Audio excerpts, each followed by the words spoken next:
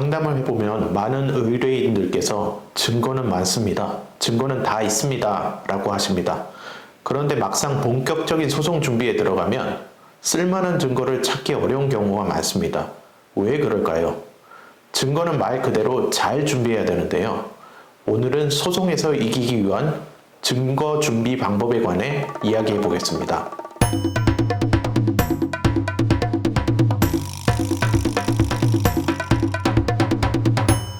증거 종류로는 크게 증인, 감정, 서증, 검증, 그 밖의 증거 등이 있습니다.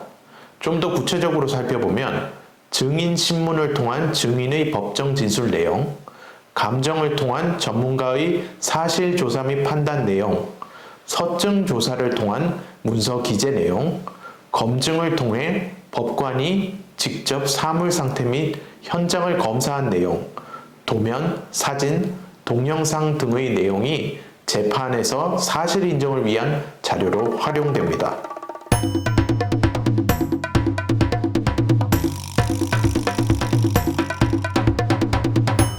우선 사실관계와 주장을 먼저 정리하고 주장이 인정되기 위해 필요한 법률상 요건이 무엇인지 파악해야 합니다. 그 다음으로 내가 이미 확보한 증거와 앞으로 확보가 필요한 증거를 나눠봅니다. 이미 가지고 있는 증거라면 주로 문서 증거가 될 텐데요. 이는 사실관계나 주장에 맞춰 정리해 두시면 됩니다. 예를 들어 계약 체결이나 합의 사실을 주장한다면 계약서나 합의서를, 돈 지급 사실을 주장한다면 통장사본이나 계좌이체 내역서 등이 적합한 서증이 될 겁니다. 만약 지금 나한테 증거가 없다면 외부에서 확보해야 합니다. 관련 사실을 직접 경험한 제3자가 있다면 사실 확인서를 받거나 증인 신청하는 걸 고려해 봐야 합니다. 만약 서증이 나한테 없고 제3자한테 있는 경우라면 어떻게 할까요? 이 경우에는 법원에 문서 제출 명령 신청이나 문서 송부 촉탁 신청을 할 수 있습니다. 건축물 하자, 지적 경계, 필적 진위 여부 등 사안의 특성상 전문가의 식견과 경험이 필요한 경우라면 감정 신청을 해야 하며, 법관이 현장에 가서 직접 보고 듣는 게 도움이 된다면 검증 신청을 고려해 볼 수도 있습니다. 다만 감정 신청에는 적지 않은 비용과 시간이 소요된다는 점이 검증의 경우 시간 소요로 인해 재판부 일정에 따라 채택률이 낮다는 점을 감안해야 합니다.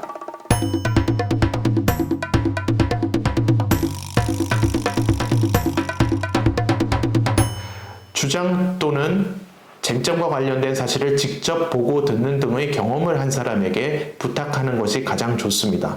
사실 확인서나 증인의 증언은 어디까지나 법관이 사실을 확인하는 수단에 불과하기 때문입니다. 사실 확인서를 작성하거나 증언을 할 때에는 진실된 사실을 최대한 구체적으로 말하는 것이 좋습니다.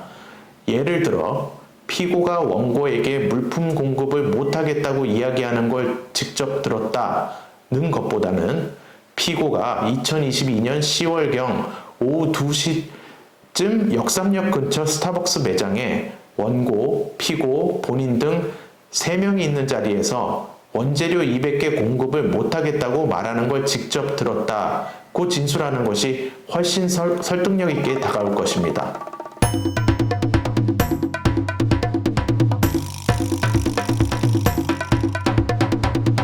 문서 제출 명령 신청이란 법원에 상대방 또는 제3자가 소지하고 있는 문서를 제출해 줄 것을 명령해 달라고 신청하는 것을 말합니다.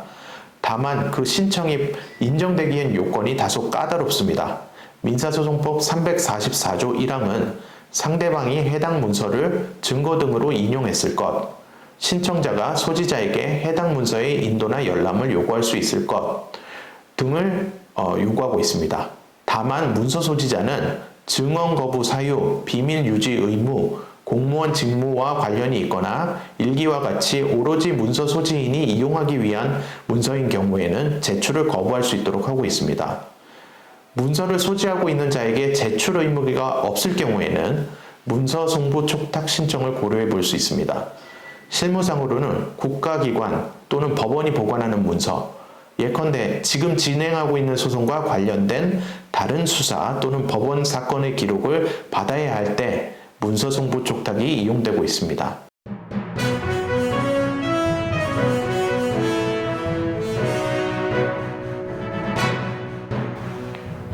설명드린 내용이 소송에 임하고 계시는 분들에게 조금이나마 도움이 되었으면 좋겠습니다. 감사합니다.